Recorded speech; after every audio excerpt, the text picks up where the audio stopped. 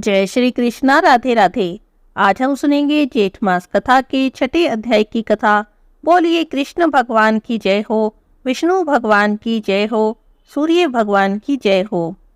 स्कंद जी कहते हैं, हे मुनियों, सब पापों का नाश करने वाला ज्येष्ठ मास के दिनों का महात्म्य और संपूर्ण जलदान मातम्य कहता हूँ, आप ध्यान से सुनिए। ज्येष्ठ शुक्ल एकम से लेकर ज्येष्ठ शुक्ल दशमी तक पवित्र दशहरा नाम का व्रत करना चाहिए। प्रतिदिन गंगा जल के पवित्र जल में स्नान करना चाहिए। समस्त तीर्थों के अभाव में जो भी जल मिले वह गंगा जल के समान कहा गया है। इन 10 दिनों में जो कोई भी प्रातःकाल उठकर स्नान दान करता है, भगवान सूर्य देव का पूजन करता है, वह 100 जन्मों के इकट्ठे हुए 10 प्रकार के पापों से मुक्त हो जाता है। इसमें जरा भी संशय नहीं है। इन दिनों में अनेक प्रकार के दानों को देना चाहिए। इन 10विध पापों में 5 महापाप और 5 लघु पाप कहे गए हैं। इन दिनों में दिए हुए सब दान अक्षय हो जाते हैं। हे ब्राह्मणों, जेठ मास की शुक्ल पक्ष की द्वितीया के दिन अपराह्न के समय प्रसिद्ध समान नामक कल्प आरंभ हुआ।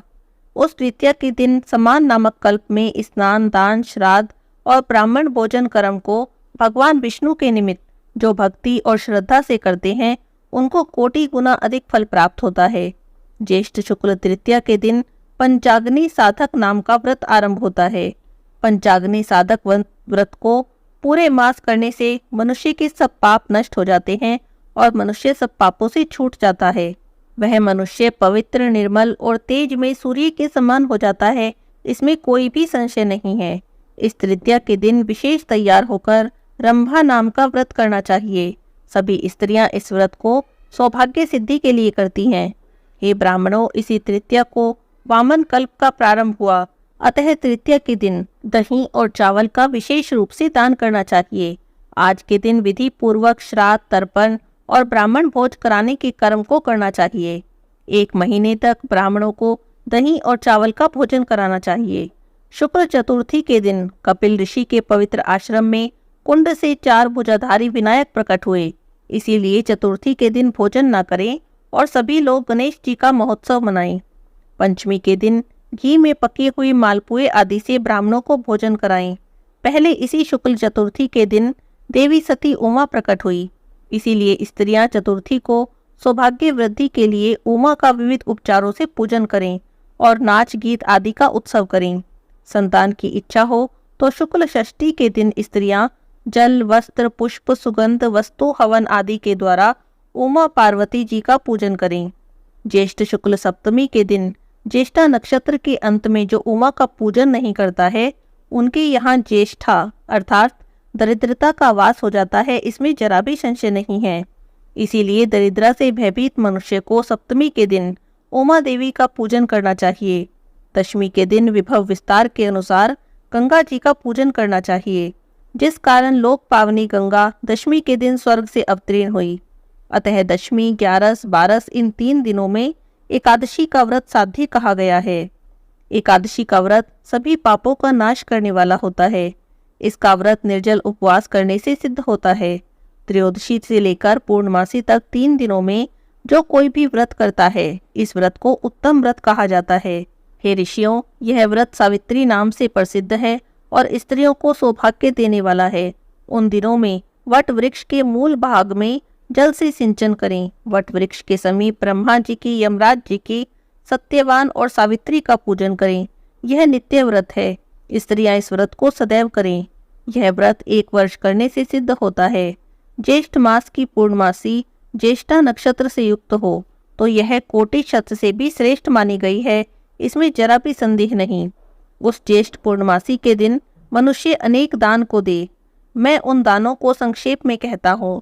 हे ऋषियों, सतयुग के आरंभ में जिस ज्येष्ठ पूर्णिमा के दिन मनवंतर कल्प का प्रारंभ हुआ है, इसीलिए इस दिन श्राद्ध दान करना पितरों के लिए तृप्तिदायक कहा गया है।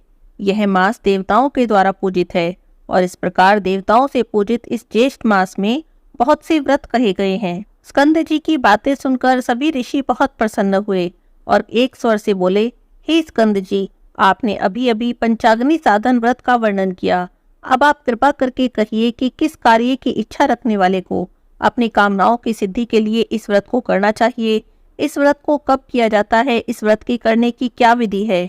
हे स्कंद जी, जिस प्राचीन व्रत के प्रभाव से गिरिराज कुमारी श्री पार्वती देवी शैव पद को प्राप्त हुई और इसका पंचाग्नि साधन नाम कैसे हुआ, यह सब वार्ता आप हम सभी से विस्तार से कहिए। ऋषियों की बातें सुनकर स्कंद जी बोले, हे विप्रो, पूर्व समय में जब भगवान शिव ने कामदेव को भस्म कर दिया, तब दीन वंदना पार्वती जी बहुत दिनों तक शोकाकुल रही। इसके पश्चात अपने पिता के घर में जाकर रहने लगी, परंतु उन्हें कहीं भी सुख नहीं मिला।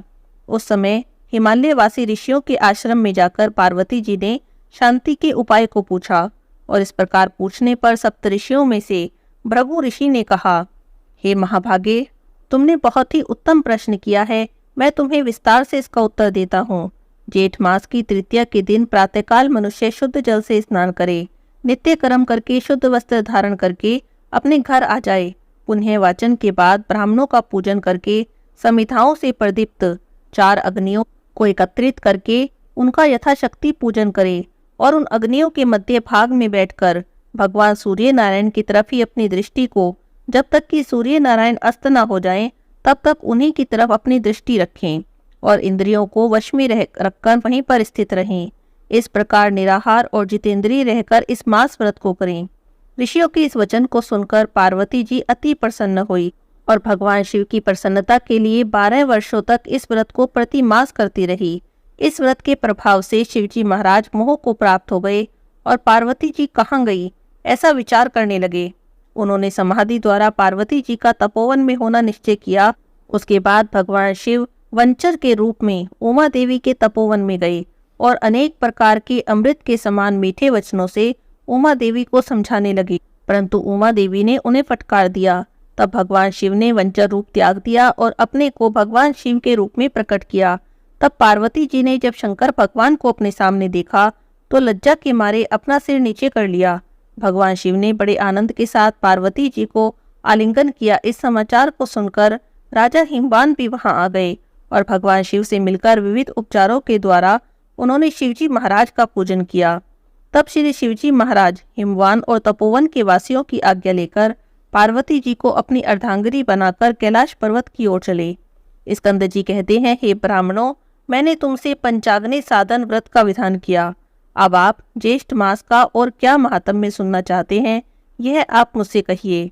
यह सभी व्रत कामनाओं को पूर्ण करने वाला है, अनेक मनुष्य के द्वारा पहले किया गया है।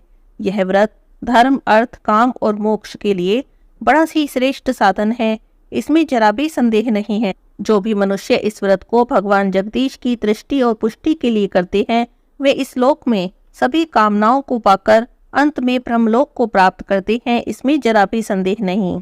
आगे की कथा हम अगले अध्याय में सुनेंगे। आज के अध्याय की कथा यहीं पर समाप्त होती है। बोलिए कृष्ण भगवान की जय हो, विष्णु भगवान की जय हो।